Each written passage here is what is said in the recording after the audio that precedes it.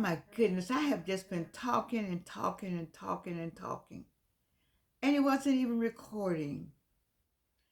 Oh my goodness, what in the world is going on? I'm so disappointed. All right, I don't know where I can start again. I told you so much about this book and put so much of my heart into the conversation.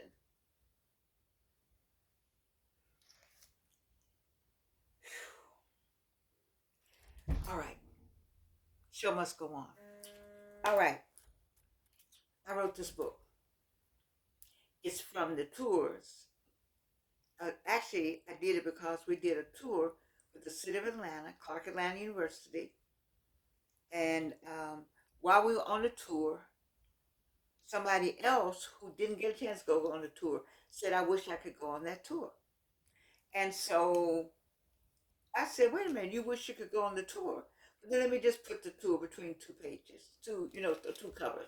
And so I got this going. And I don't know, I did so much conversation, but I'm not gonna lament. Let's talk about it still. So in between these pages are places that I put the directions so you know how to get there. And then you put it in GPS. When people come to town, get them this book. Get them this book.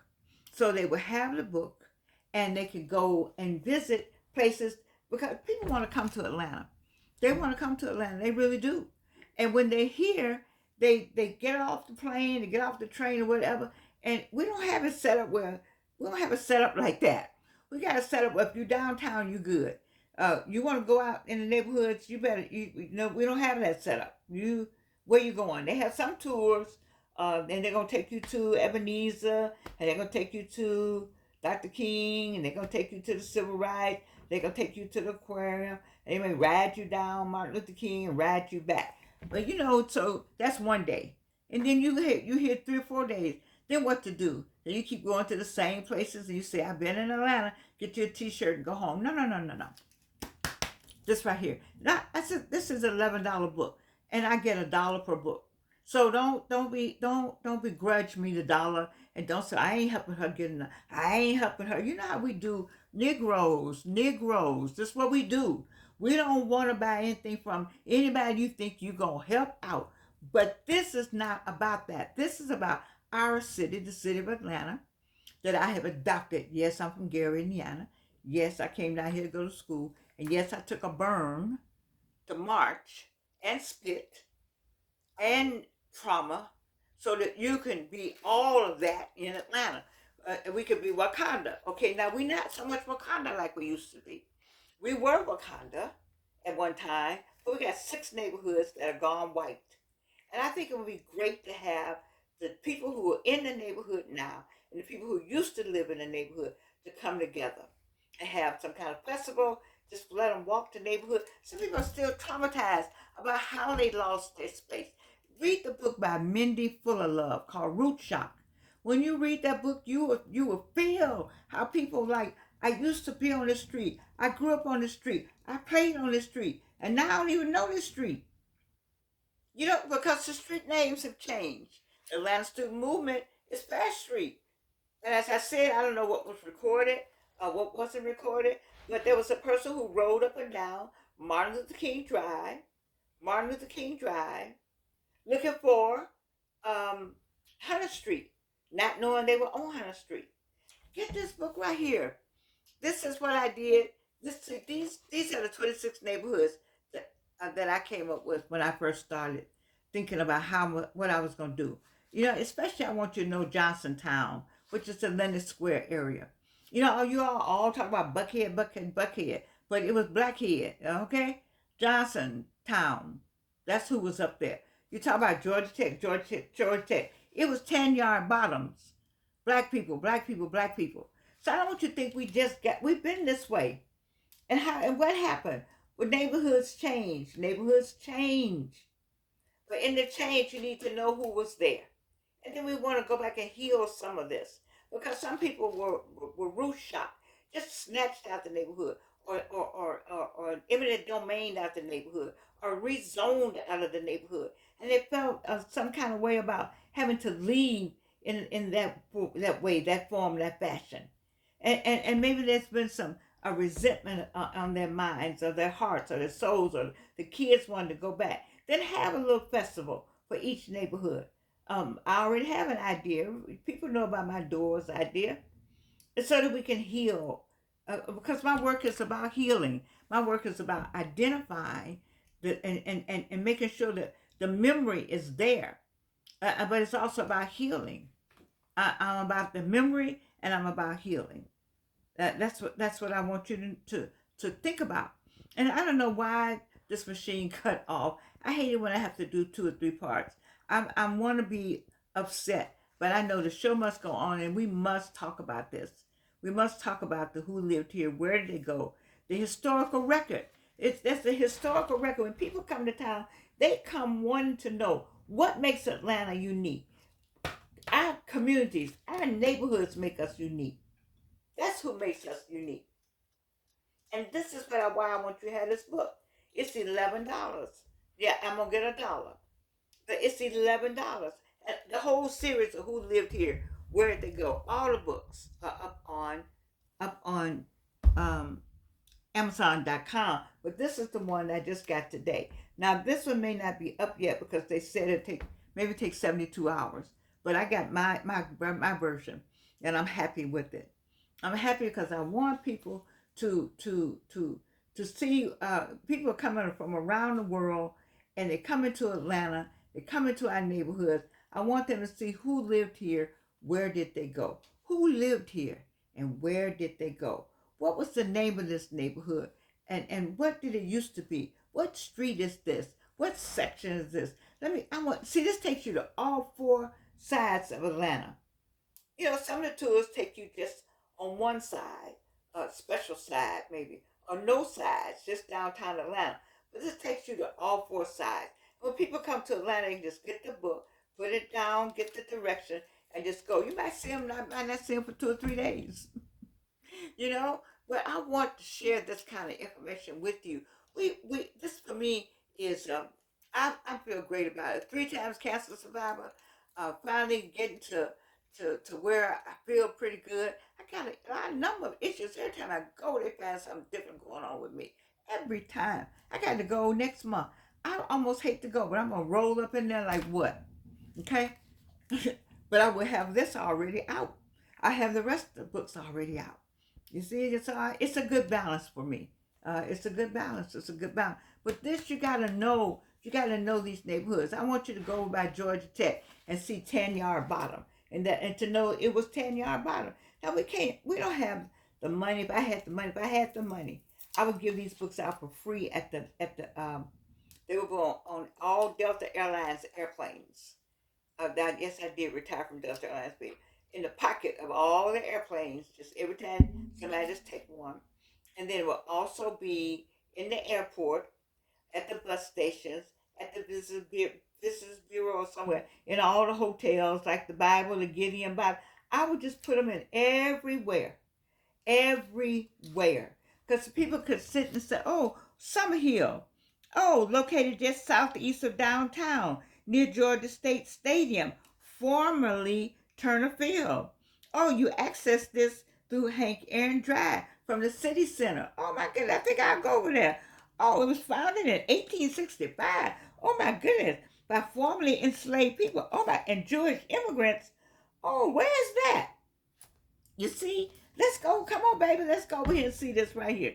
And so just ride through and see, well, who lived here? And where did they go? Oh, they're not there now. This is a nice neighborhood. You see, this is what we want people to get the plus, the positive side. All of this to me is about the positive side of Atlanta. That you may say, oh, it's not talking about the negative side. It's talking about who lived here, where did they go? Yes, they're gone. But we are acknowledging it, that we're keeping the memory alive. We know that there's some places it was erased all the way off the map. Like all of you all love the new Midtown. What you call it? Midwest. Midwest Atlanta.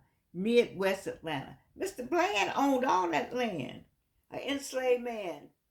Look on my site. Who lived here? Where'd they go? And click on Blandtown and click on all the sites consulted and read about this phenomenal man that owned all this land that got zoned out. And there was so much hatred. I don't understand how we can have this much hatred for black people because we're smart enough, because you told yourself, told the narrative, kept the narrative going that we were not smart. Somebody lied to you and said they dumb because they can't speak our English. We spoke 3 languages before we came over to this joint. We already knew a whole bunch of stuff before we came over here. And then that's number one. Number two, wasn't no white people on the earth. Period. And ain't nothing in the Bible. So what are you talking about? You lied to yourself. So we know I got a song.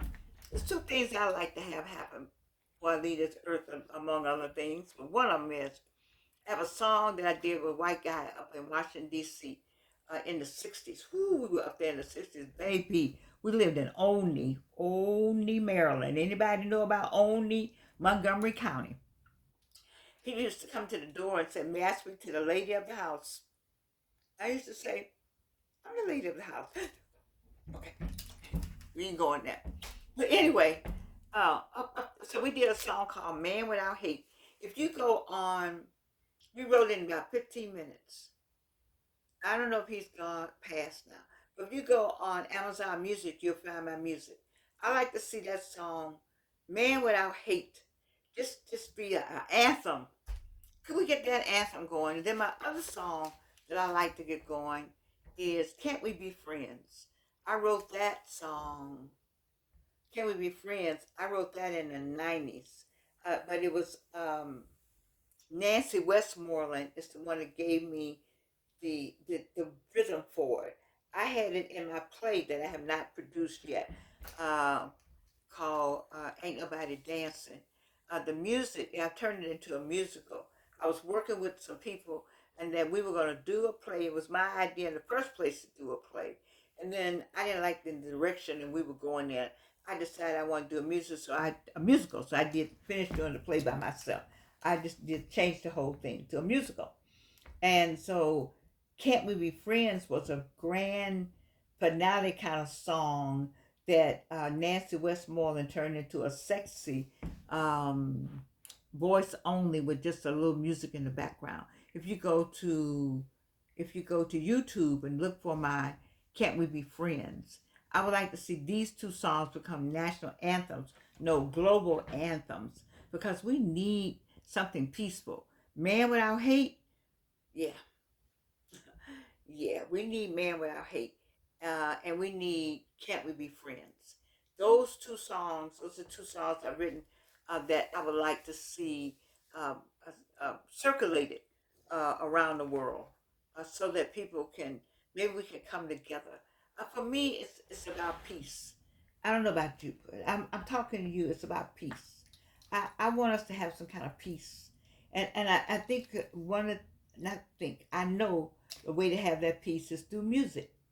And the 2 songs go on Amazon.com or iTunes or wherever you gotta go to find it. But it's on 27 platforms.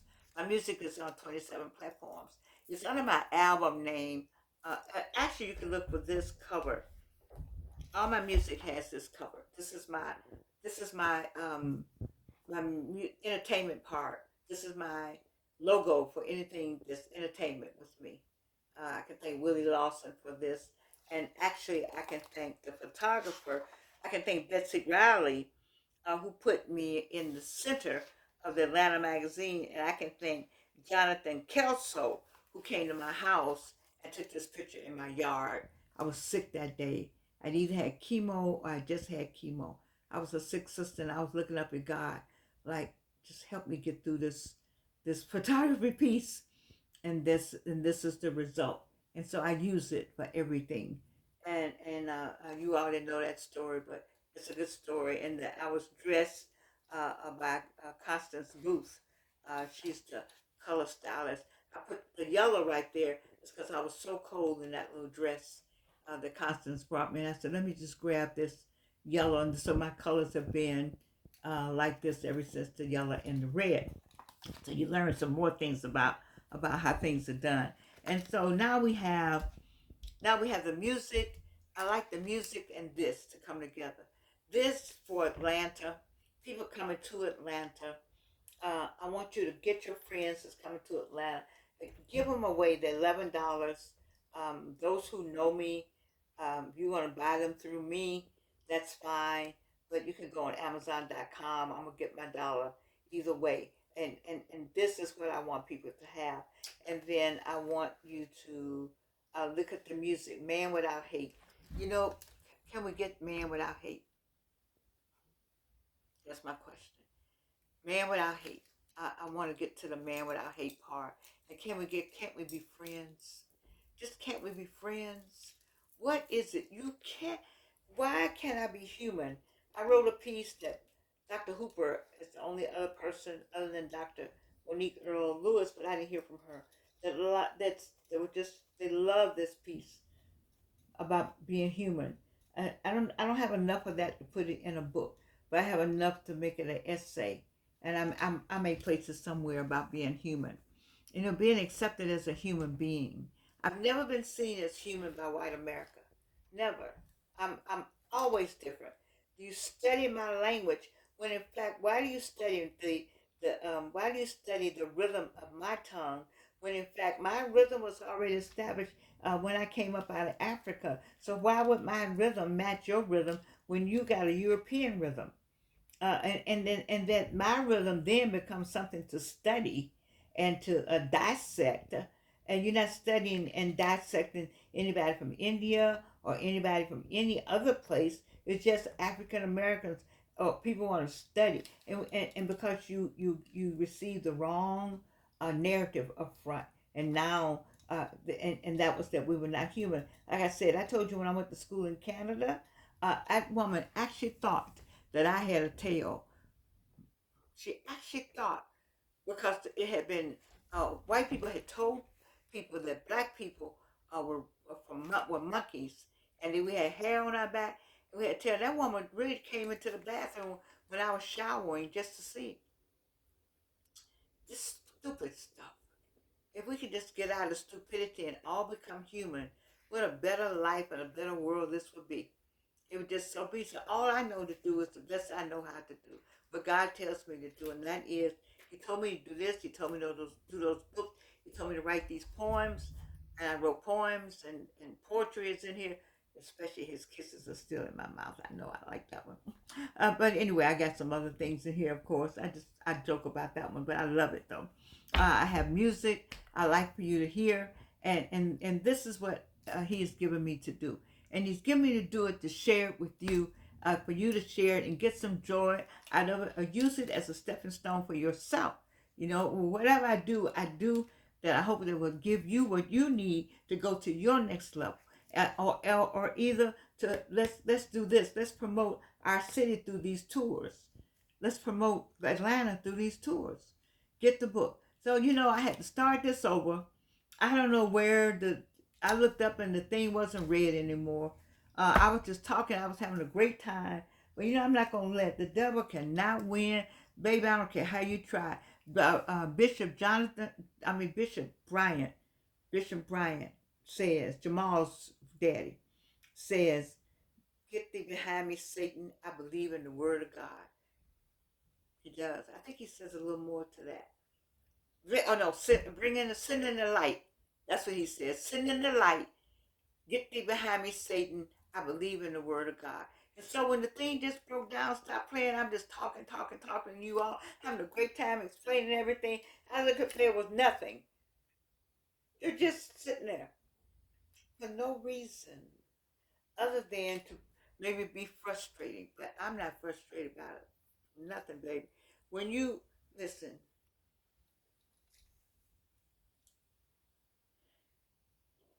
if I stop and think about any of those three cancer surgeries, any of those three cancer surgeries, when I stop and think about any of those three cancer surgeries, I can sit here and have something happen like this and be okay about it. If I sit here and think about any pain that I have every morning, afternoon, and evening. I can sit here and see the thing go down and start all over again. When I think about every time I go to get the x-rays and the this and the that and the scan and da da da, they find something. What? Then that can go out. I can sit here and start all over again. Because you got to love this. I do. You got to want to share information while you can. If God tell you to write something, write it. If he tell you to go somewhere, go somewhere. He tells you to do something, do it. Because I didn't do all he told me to do now. All those houses are gone. I would have first my own pictures. I don't have to go anywhere and go into research, or maps or tiles or ask somebody. I would have my own pictures. But all I have are the stairs and the memory.